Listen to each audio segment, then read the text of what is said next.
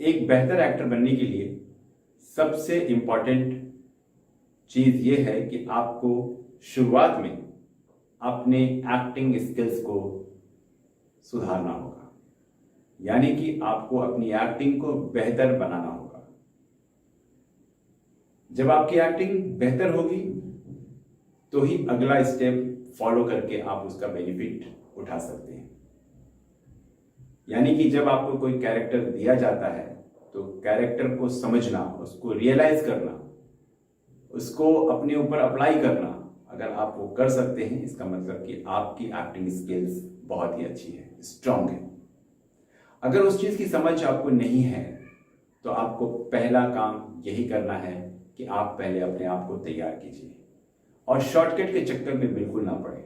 समय दीजिए, 1 महीना 2 महीने के चक्कर में ना पड़े। आप ज्यादा से ज्यादा इसमें समय दीजिए। 6 महीना 8 महीना 1 साल तक अगर आपको अपनी एक्टिंग को ग्रो करने में लग जाए तो कोई बात नहीं है, आप इतना समय दीजिए, तभी आपकी एक्टिंग अच्छी होगी। उसके बाद आप जब आपकी एक्टिंग अच्छी हो जाती है तो आप अपना ऑडिशन देना शुरू कर दीजिए। ऑडिशन देने के लिए आपको उसके बारे में बहुत आसान है पता करना कि कैसे उसके बारे में हम पता करेंगे। इंस्टाग्राम और फेसबुक के जरिए और कुछ वेबसाइट हैं, उसके जरिए आपको इसके बारे में पता चल जाएगा। और धीरे धीरे आप जैसे जैसे ऑडिशन देंगे एक दूसरे से कांटेक्ट बढ़ता है और कांटेक्ट बढ़ने के बाद बहुत सारे लोग आपको जानने लगते हैं, आप बहुत सारे लोगों को जानने लगते हैं और आपका प्रोफाइल यहाँ से वहाँ, वहाँ से वहाँ प्रोफाइल घूमता है। और उसके बाद आपको आपकी एक्टिंग को देखते हुए, आपके ऑडिशंस वीडियो को देखते हुए आपको काम के ऑफर्स आते हैं। तो जब तक आपकी एक्टिंग सही नहीं है तो आप आगे ग्रो नहीं कर सकते।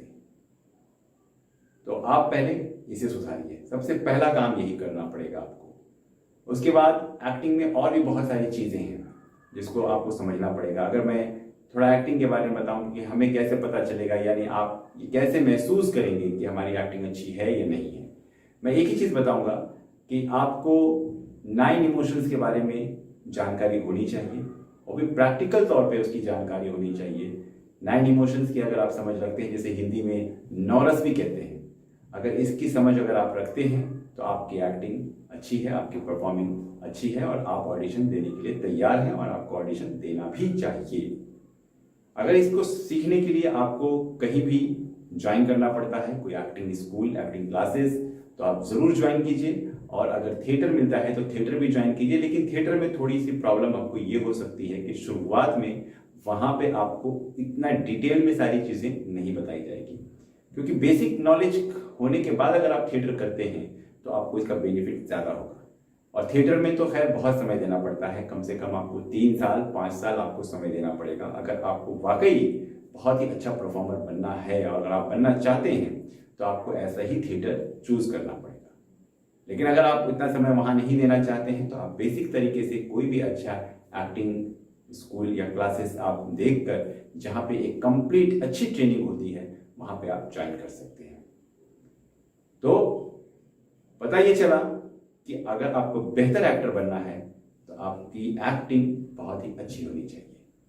उम्मीद करता हूं कि ये वीडियो आपको पसंद आया होगा। अगर पसंद आया हो तो इसे आगे शेयर करें, लाइक करें और कमेंट्स भी करें। धन्यवाद।